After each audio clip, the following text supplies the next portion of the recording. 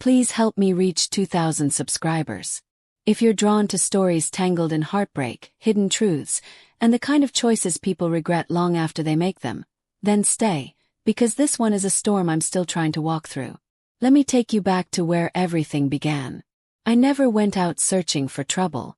I wasn't looking for a new connection or trying to sabotage my own life. But sometimes life pushes you into places you swore you'd never go. Somehow, I ended up married to the man I once betrayed my husband with.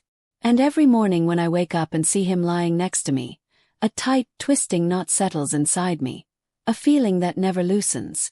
Before everything cracked open, there was Lucas, my husband of 6 years. Our life was simple, steady, predictable in a comforting way. We had our shared routines, a cozy house full of little habits, 2 lazy cats who slept at the end of the bed, and Saturday mornings spent flipping pancakes while soft music hummed in the background. We were stable. Maybe too stable. And somewhere inside that stability, tiny fractures started forming. Everything shifted in our 5th year together. Lucas got a huge promotion that pulled him away from me piece by piece. His time vanished into meetings and conference calls. His mind drifted somewhere I could never reach. He was physically present but emotionally distant, like talking to someone submerged underwater. I cooked his favorite meals, asked deeper questions, planned weekends just for us. But every effort slid right past him. I felt myself fading into the background of my own marriage. Then I met Adrian. It happened at a mutual friend's birthday dinner. He wasn't dazzling or breathtaking at first glance, but the way his eyes lingered when I spoke made something inside me shift. He listened, really listened. He laughed at my jokes. He remembered the smallest details. I hadn't felt seen like that in years. It began harmlessly. A few texts, funny videos, quick coffees that I pretended were innocent. I told myself it was nothing more than attention I'd been missing. But deep down I knew exactly what I was doing. I recognized the craving long before I admitted it. The first time he kissed me I cried. Not from guilt but from how frighteningly right it felt. I promised myself I'd stop, that I'd fix things at home. But every time Adrian messaged me, that promise crumbled. Soon I was deleting conversations, inventing excuses, taking extra showers to erase any trace of him. The guilt crushed me in waves, but his affection always pulled me back under. Lucas discovered everything when he saw a message I hadn't erased. He didn't yell. He didn't break anything. He just looked at me with this unbearable calm and asked, "How long?" When I whispered 7 months, I watched something inside him collapse. He walked out and returned 3 days later with divorce papers. Not one cruel word left his mouth.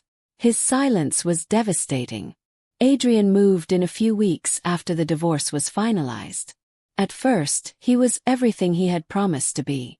Soft-spoken, loving, patient. He told me he was my future and that we could finally breathe. A year later, he proposed by the ocean, and we exchanged vows with the waves as our witnesses. The photographer said we looked flawless together. Maybe we did. But inside something felt wrong, like the life I was building couldn't hold its own weight. I kept telling myself the emptiness was leftover guilt. But it grew into something sharper. Doubt, resentment, the sinking realization that I had made a choice I could never reverse. Adrian changed after we married. The charm faded.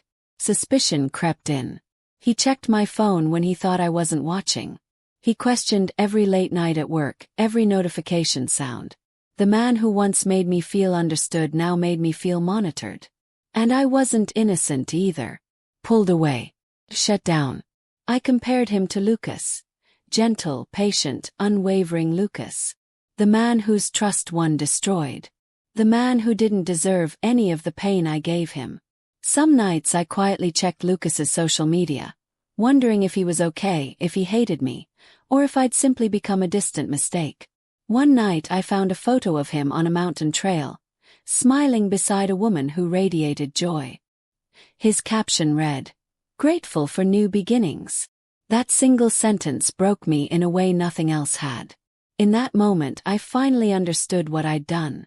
I didn't just break his heart. I shattered the version of myself I believed I was. I confused attention with love. I mistook passion for permanence.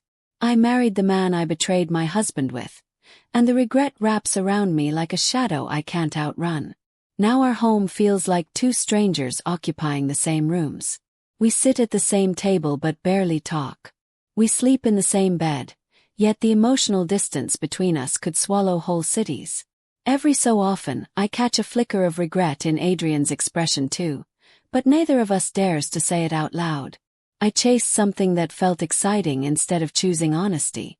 I ran from conversations that could have saved my marriage. And I traded stability for chaos, truth for temporary thrill. No affair, no matter how intoxicating, can replace the quiet security of someone who knows you completely and chooses you anyway. And I threw that away. Now I'm living with the consequences, married to a man who only ever fell in love with the version of me that lied. Please help me reach 2,000 subscribers.